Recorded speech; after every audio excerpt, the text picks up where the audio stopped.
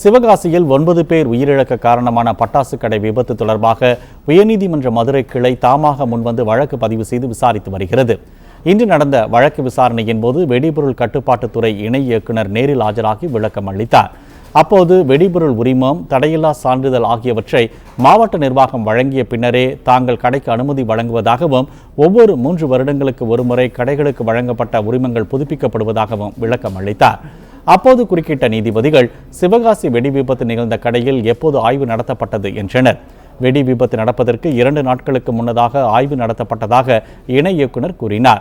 பட்டாசு கடையினை ஒட்டி விபத்தினை ஏற்படுத்தும் வாய்ப்புள்ளவாறு பிற கட்டிடங்கள் அமையக்கூடாது என விதி உள்ளதை நீதிபதிகள் சுட்டிக்காட்டினர். அப்படி இருக்க பட்டாசு கடையின் அருகில் ஹோட்டல் இருந்ததை அங்கு ஆய்வு செய்த அதிகாரிகள் கவனத்தில் கொள்ளாதது ஏன் என நீதிபதிகள் கேள்வி எழுப்பினர். சிவகாசியில் நிகழ்ந்த விபத்துக்கு அதிகாரிகளின் அலட்சியமும் விதி மீறல்களுமே காரணம் எனவும் நீதிபதிகள் கண்டனம் தெரிவித்தனர். இந்த விவகாரத்தில் மாநில அரசின் அதிகாரிகளும் மத்திய அரசின் அதிகாரிகளும் பரஸ்பரம் குற்றம் சாட்டிக் கொள்வது ஏற்கத்தக்கதல்ல எனவும் நீதிபதிகள் கூறினர். மேலும் பட்டாசு கடை விதி மீறல்கள், அதனால் ஏற்பட்ட உயிரிழப்புகள் தொடர்பான வழக்குகளின் விசாரணையை ஏன் சிபிஐக்கு மாற்றக்கூடாது எனவும் நீதிபதிகள் கேள்வி எழுப்பினர். பட்டாசு விபத்து வழக்குகளில் இதுவரை நடத்தப்பட்ட விசாரணைகள் திருப்தி அளிக்கவில்லை எனவும் நீதிபதிகள் அதிருப்தி தெரிவித்தனர். விருதுநகர் மாவட்ட காவல்துறை கண்காணிப்பாளர் ராஜராஜன் மற்றும் துணை கண்காணிப்பாளர் நாளை நேரில் ஆஜராகி சிவகாசியில் நடைபெற்ற விபத்து தொடர்பான விசாரணை அறிக்கைகளுடன் விளக்கம் அளிக்கவும் நீதிபதிகள் உத்தரவிட்டனர்.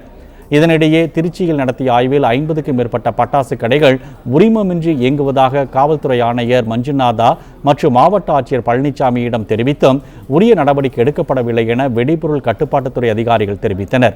இதையடுத்து திருச்சி மாவட்ட ஆட்சியர் பழனிசாமி மற்றும் காவல்துறை ஆணையர் மஞ்சுநாதா பட்டாசு கடை விதி மீறல்கள் தொடர்பாக எடுக்கப்பட்ட நடவடிக்கைகள் குறித்த அறிக்கைகளுடன் நாளை நேரில் ஆஜராகி விளக்கமளிக்க நீதிபதிகள் ஆணையிட்டனர்.